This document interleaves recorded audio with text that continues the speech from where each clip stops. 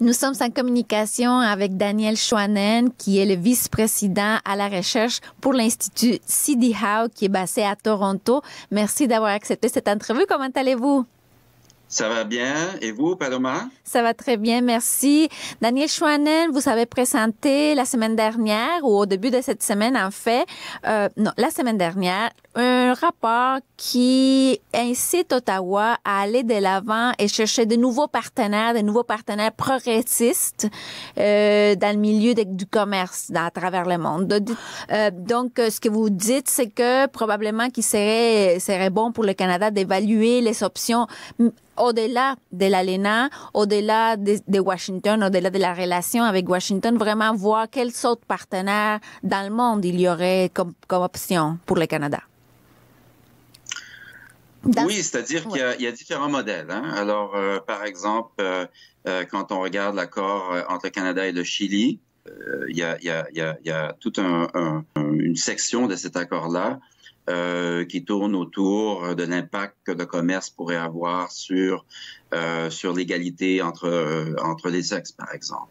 Il y a dans l'accord avec l'Union européenne qu'on a présentement, il y a tout un mécanisme pour vérifier que un mécanisme plus fort que celui de l'ALENA pour vérifier que les parties prennent en compte, si on veut, les droits du travail, même l'impact que l'accord aurait sur les travailleurs, ainsi que sur l'environnement. Dans l'accord transpacifique, vous avez des provisions de cet accord-là qui permettent aux parties de retirer des concessions, vous savez, faire remonter les tarifs douaniers envers des parties qui ne respecteraient pas les droits du travail chez eux.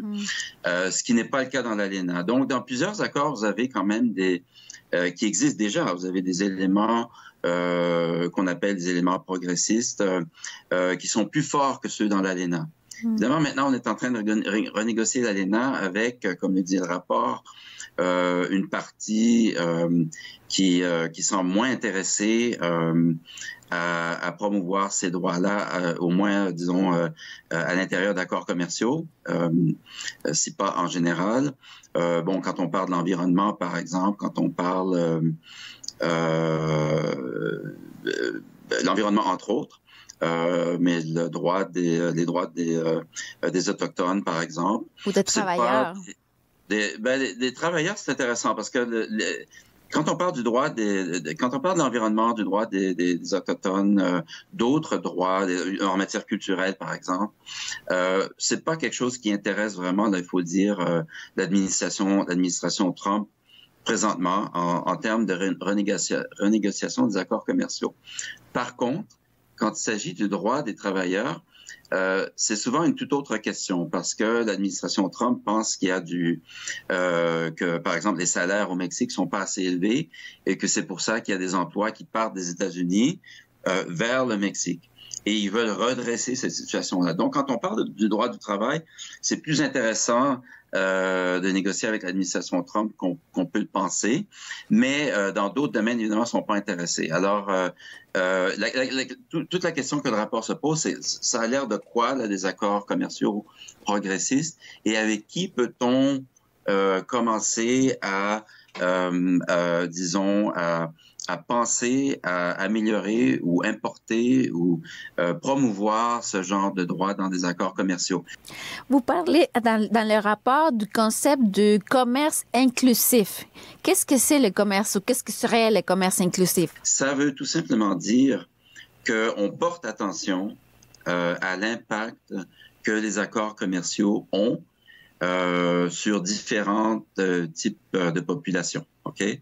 Ça pourrait être des travailleurs qui n'ont pas une grande formation. Qu'est-ce que ça veut dire pour eux, ces accords-là? Est-ce qu'ils vont encore avoir un emploi? Sinon, est-ce qu'on peut porter attention à l'impact que les accords commerciaux vont avoir sur ces travailleurs-là? Ça peut bien sûr porter sur l'impact que les accords commerciaux peuvent avoir sur les petites et moyennes entreprises. Mm-hmm. Les petites et moyennes entreprises, en particulier celles dirigées par les femmes. Ça, c'est un sujet qui est d'intérêt pas mal partout au monde, je dois dire, parce que ça a directement rapport au développement économique, à la croissance économique, bon, etc. Donc, ça veut dire signer des accords commerciaux et les mettre en œuvre de façon telle que l'impact de ces accords-là, qui en général est positif sur les économies en général, mais maintenant, est-ce qu'on peut porter attention sur l'aspect particulier? Est-ce que c'est positif sur certaines populations qui sont peut-être moins bien intégrées présentement au développement économique en général, à la croissance économique en général, que ces accords-là veulent promouvoir. Donc, voilà. Diriez-vous que c'est possible d'établir des mécanismes autres que des accords commerciaux pour justement faire en sorte que ces commerces inclusifs existent et que ces particularités du progressisme à l'intérieur du commerce international soient inclus? Est-ce qu'il y a des mécanismes parallèles qui pourraient être créés ou comment vous voyez ça à l'Institut C.D. Howe? Oui, alors le rapport le dit bien. Et là, il y a deux choses. La première chose, c'est que, évidemment, les accords commerciaux, c'est pas la seule, et même souvent loin de là, influence économique, justement sur les populations dont on a parlé. Bon, c'est pas, il y a tout le changement technologique qui s'inscrit dans une foulée un peu séparée des accords commerciaux, mais qui a une influence très forte justement sur les emplois, voire sur l'environnement, sur d'autres aspects de ce qu'on veut essayer de chercher avec le commerce inclusif. Donc, il n'y a pas que le commerce qui influence toutes ces populations, toutes ces questions-là. Bien loin de là, souvent c'est la technologie qui influence le plus, ainsi que les politiques économiques de chaque pays qui permettent une plus ou moins bonne répartition des richesses, etc.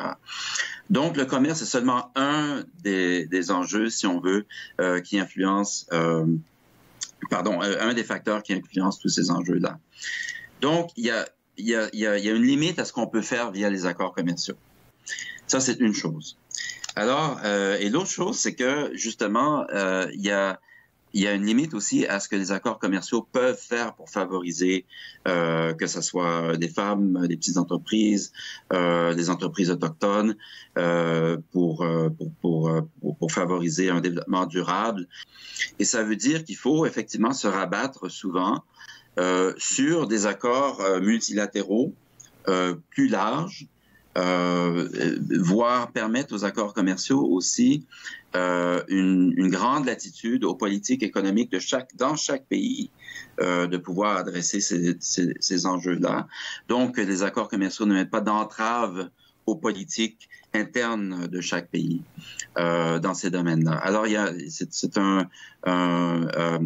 je dirais qu'il y a une mosaïque là très complexe. Les accords commerciaux sont seulement une partie de ça, une partie du problème lorsqu'il y a problème, mais aussi une partie de la solution seulement.